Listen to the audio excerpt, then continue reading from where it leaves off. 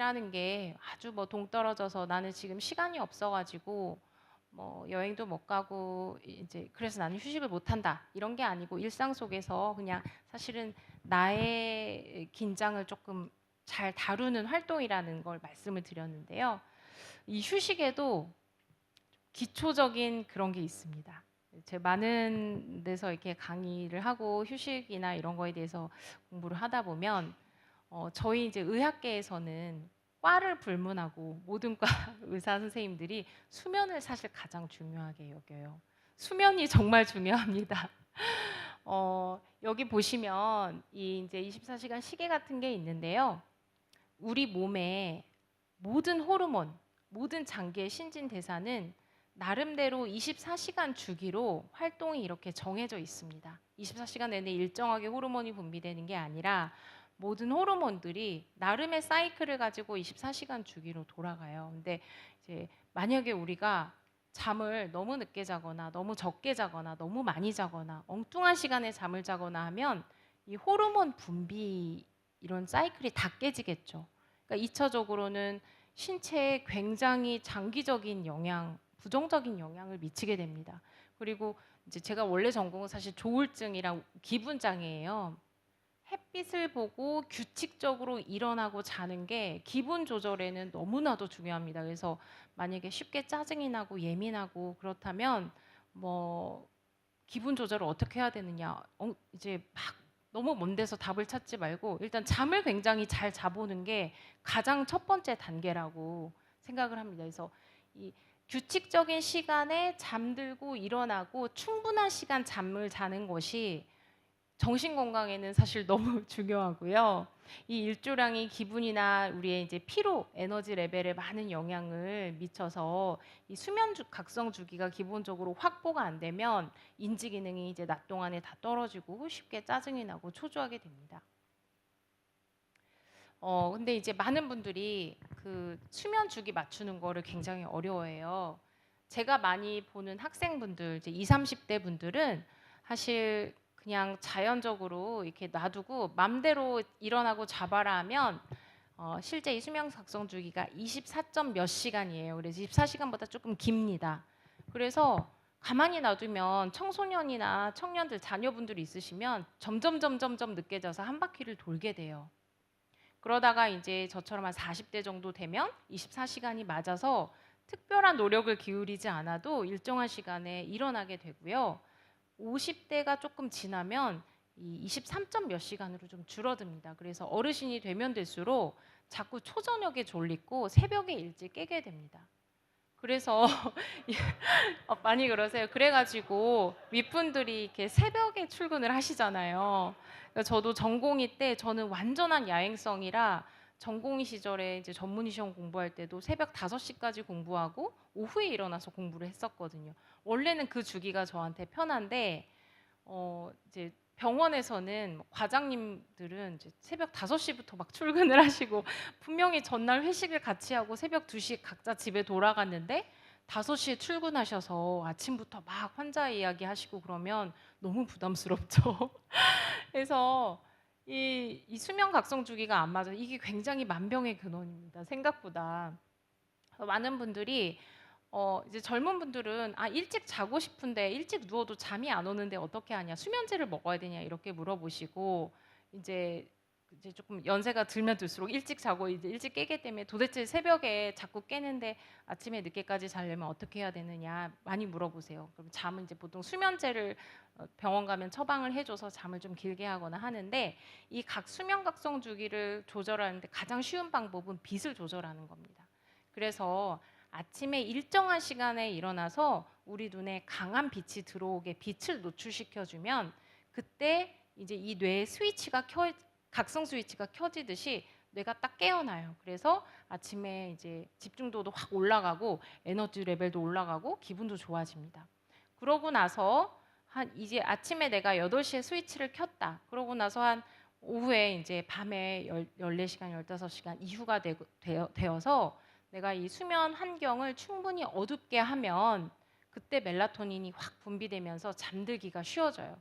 그러니까 규칙적인 시간에 일찍 자려고 할 때 일찍 그냥 누워 있거나 수면제를 먹는 것보다 가장 먼저 해보실 것은 아침에 일정한 시간에 일어나서 빛을 쬐므로써 저녁에 잠드는 시간을 조절해 주는 거예요. 그래서 만약에 뭐 자녀분들이나 조금 내가 자꾸 밤늦게 자는 성향이 있다. 그러면 아침에 좀 더 이른 시간에 일어나서 아침에 빛을 충분히 보시고요. 아니면 내가 자꾸 가만히 놔두면 저녁에 9시에 자고 저녁에 8시 반에 자고 초저녁으로 자꾸 당겨진다. 그러면 저녁에 강한 빛을 눈에 쬐어 주시면 됩니다. 그렇게 눈에 들어가는 빛 조절을 해서 잠 드는 시간을 조금 조절을 할 수가 있어요. 그러면 이제 뭐 수면제 같은 용량이 훨씬 줄어들겠죠. 만약에 이제 아침에 일어나서 규칙적으로 보는 빛이 조금 우리 집의 구조상, 환경상 어렵다. 그러면 이렇게 빛이 나오는 라이트 박스 같은 걸 사서 아침에 이제 일어나서 신문 보실 때, 메일 확인하실 때, 식사하실 때 옆에다 이렇게 쬐어 놓고 한 30분 정도 하면 확 켜져서 굉장히 이제 좀 기분 좋게 활동을 시작을 하실 수 있습니다. 그리고 운동이 뭐 다들 아시겠지만 운동 너무 중요하죠. 중요한데 이제 저는 정신과 의사니까 이 뇌 건강 측면에서 말씀드리면 아까 제가 만성적으로 스트레스를 받으면 해마가 쪼그러들어서 기억력이나 학습 능력이 떨어진다고 말씀을 드렸는데 이 규칙적인 유산소 운동을 하면 해마의 부피가 굉장히 증가하게 된다는 연구 결과가 많아요. 약한 우울증이 있을 때 많은 학생들이나 이제 많은 분들이 우울증에는 인지 기능 저하가 동반이 되거든요. 주의력이 떨어져서 뭐 보고서를 한 페이지도 읽지를 못하겠다. 읽어도 머리에 내용이 안 남는다 이렇게 말씀하시는데 그러면 뭐 항우울제로 치료를 하기도 하지만 운동을 먼저 권유합니다. 운동이 인지 기능 향상에 굉장히 도움이 많이 돼요. 그러니까 이 해마라는 부위가 여러 이제 여기 이제 국가 중요 기관에서 일하시니까 국가적인 여러 재난을 이제 저희가 최근 몇 년에 겪었잖아요. 그래서 아마 재난을 겪은 뭐 당사자나 유가족들이 외상후 스트레스 증후군 때문에 굉장히 고통받는다는 거를 많이들 알고 계실 거예요. 저도 이제 이태원 참사가 일어나고 난 이후에 많은 학생들이 이 외상후 스트레스 그 목격하거나 뭐 구조 활동에 참여했던 학생들이 정말 진료를 많이 받으러 왔거든요. 그 외상후 스트레스 증후군 PTSD라고 하는데 실제 이 PTSD를 경험한 환자의 뇌를 촬영해 보면 해마가 이렇게 작아져 있어요. 그만큼 강한 트라우마, 강한 스트레스 혹은 만성적으로 지속되는 스트레스가 우리의 기억력이나 이런 걸 담당하는 해마에 아주 구조적인 영향을 미친다는 거거든요. 그래서 그 학생들은 다시 돌아와서도 이 증상이 계속되면서 학업에 복귀하는 게 굉장히 어렵고 그래서 학업을 포기하는 경우 이런 안타까운 경우도 생기는데 운동이 어쨌든 기억력 개선과 이런 거에 굉장히 효과가 있다는 거죠. 부피가 다시 증가한다는 것이 있다. 그다음에 이제 제가 아까 말씀드렸듯이 잘 쉬는 방법, 수용의 창을 크게 하는 방법은 설사 내가 이제 과대각성 상태나 과소각성 상태로 넘어갔더라도 뭐 너무 흥분을 하거나 불안하거나 혹은 너무 무기력한 상태로 넘어갔다 하더라도 여러 가지 방법을 통해서 다시 원래 상태로 회복하는 능력이 이제 잘 쉬고 잘 노는 능력, 휴식하는 능력이라고 말씀드렸는데 거기에서 핵심이 바로 이완하기입니다. 왜냐하면 열심히 지내시는 분들일수록 하루 종일 긴장 상태에서 일하시는 분들이 많아서 내가 원할 때, 내가 필요할 때 내 몸과 마음을 확실하게 이완할 수 있는 방법을 아시면 너무 좋아요. 그거를 이제 꾹 참고 있다가 저녁에 술을 마시거나 주말에 몰아서 뭐 골프로 이제 해소를 하시거나 하기보다는 그때그때 내 몸과 마음을 이완시켜줘서 약간 긴장하면서 일했다가 좀 이완했다가 긴장하면서 일했다가 이 리듬을 잘 회복시켜 주는 게 몸과 마음에 굉장히 중요하거든요. 그래서 이완하는 방법을 아는 게 중요한데 이 가장 확실한 거는 이제 복식 호흡이죠. 많이 하실 수 있을 거라고 생각을 합니다. 저희가 공황장애 환자분들 치료할 때 가장 먼저 알려주는 게 복식 호흡이에요. 즉각적으로 자율신경계를 조절해서 몸과 마음을 인위적으로 긴장도를 낮추는 겁니다. 그래서 심박수를 느리게 하고 호흡수를 낮추고 근육 긴장도를 낮추는 거예요.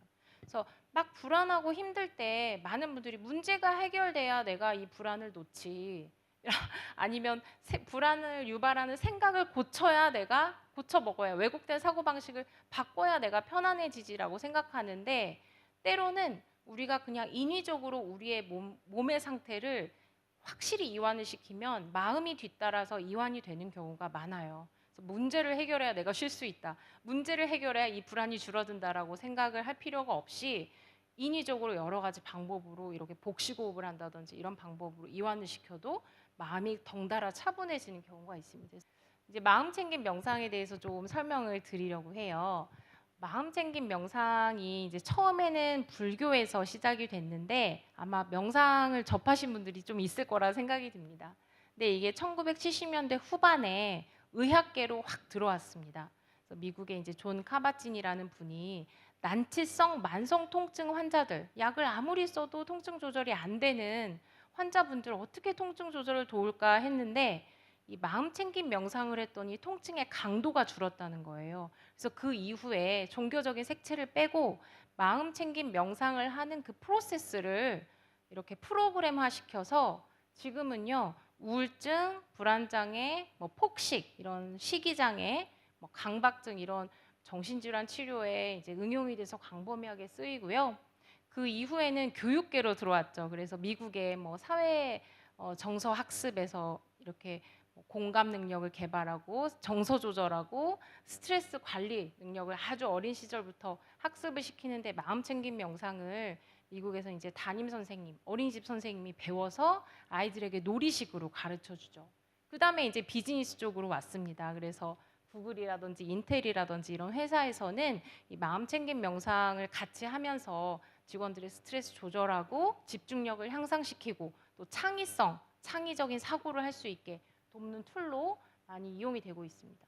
사실은 뭐 모든 뇌의 기능에 효과적이다라고 그냥 생각을 하시면 될 것 같아요. 최근에 한 10년, 20년 동안 엄청나게 많은 뇌과학적인 연구가 됐어요. 그래서 타임지에 표지를 장식을 두 번이나 했는데 두 번째를 보시면 이 스트레스로 가득 찬 멀티태스킹하는 문화에서 집중력을 찾는 과학이라고 해서 마음챙김 혁명이라는 이제 표제가 있었죠. 어떻게 해야 되냐 물어보면 뭐 이렇게 명상을 하는 뭐 절이나 이런 데 찾아가서 뭐 마음챙김 연구소도 많이 있습니다. 그래서 그런 데 가서 해보셔도 좋지만 요새는 앱이 많이 나와 있어서 앱을 가지고 뭐 아침에 저녁에 영양제 먹는다고 생각하시고 5분에서 10분씩 시간을 내서 한번 시도를 해보시면 좋을 것 같아요.